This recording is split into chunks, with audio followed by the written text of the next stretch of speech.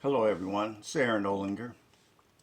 I know I haven't been on for a while. This will be my first video in a minute. I had to deal with a little family crisis, but now it's behind me and I want to get back putting some content out there to the public. The purpose of today's video is I want to discuss the problems I'm seeing in the world that's centering behind brownouts with electricity or the grid going down in areas, as well as water, as far as no pressure or the quality of the water is unsafe to drink, and even the rumors that I'm hearing now that there's going to be brownouts on providing heat to some of the homes this year, both in the United States and definitely overseas. I want to dedicate today's video to Christina, Joe, and Little Joe. It's my daughter and her family. And a lot of this content I put out with them in mind. Also, I don't want to see people suffer unnecessarily. So I try my best to share information to help alleviate any suffering when you can just put simple preps in place and you can have a workaround for these potential crises that are out there. Now, right now in the world, some of the areas that are experiencing the loss of power, water pressure or quality of water, or even the rumors about the heat, and as far as the heat, that they're talking about not having power for winter, or even oil or natural gas due to the war. But I digress. But some of the causes for this is Mother Nature. That's a big culprit right there. These storms that we're having are more severe and happening with more frequency now. The situation in Jacksonville, Mississippi, that water crisis, and they've had bad water since July. And as of this week, they're on a boiler advisory, but they didn't even have water pressure. They barely have a few drops coming out. And the water was so bad that the mayor there actually told these people to evacuate the city. I mean, it was horrible. And due to the media attention, now the federal government's investigating it. Also the EPA's there. But this all centered behind a storm. So now they're trying to hurry up and get things fixed for the people. But as of this week, they're on a boil advisory.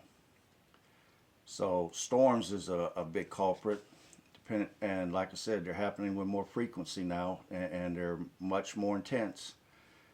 Extreme heat, that's overtaxing the power grid. Extreme cold, again, people start to plug in electric heaters. That overtaxes the power grid and could cause a cascading effect, and power can go down in your area.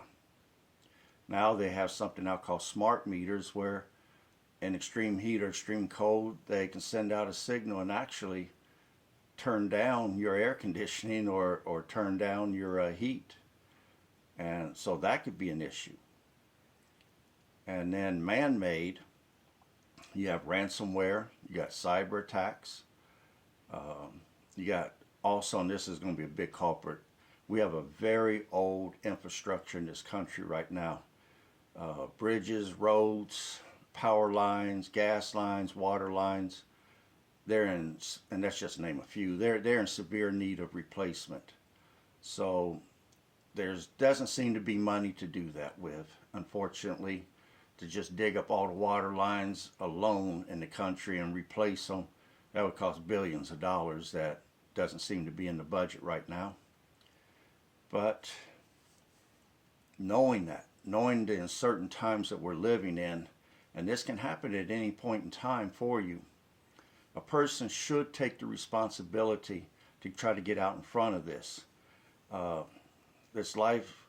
These uncertain times that we're living in, you got to get your preps in place. Once you get your preps in place, anytime one of these crises happen, you'll be self-reliant enough that you'll be able to keep your family both safe, happy, and healthy.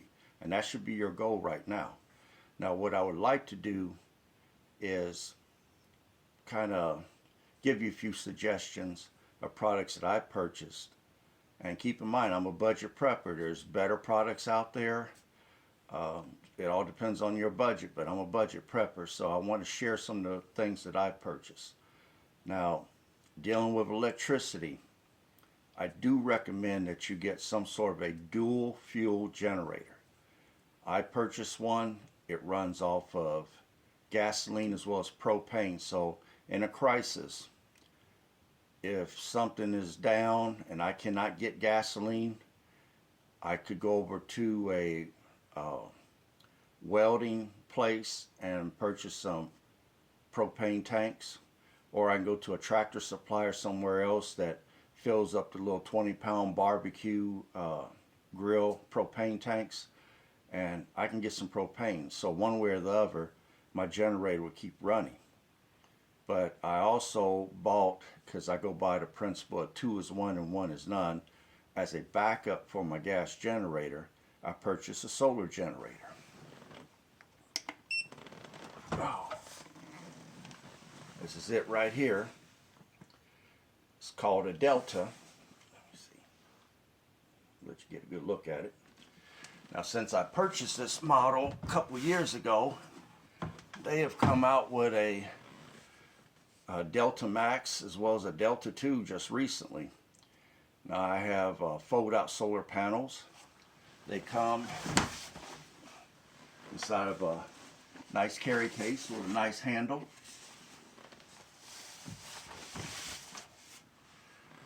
And what I like about the system is it's quiet. No one can hear it running like they can a gas generator. And I can keep my freezers running. I can run small appliances. I can run even a stovetop grill if I had to, and I'd be able to eat. But that's a backup. So, and it backs up my generator in this manner. Let's say that I know that my electrical needs are going to be more during the winter than they are in the summertime. I could save my gasoline or my propane for wintertime usage, and I can run my Delta on a day-to-day during the summer just to get through the summer, and it would save my gasoline. So again, you don't know how long a situation is going to last. It's not necessary that you have both, but in my case, again, 2 is 1, 1 is none. Then going to water. Jackson, Mississippi has not had good water since July.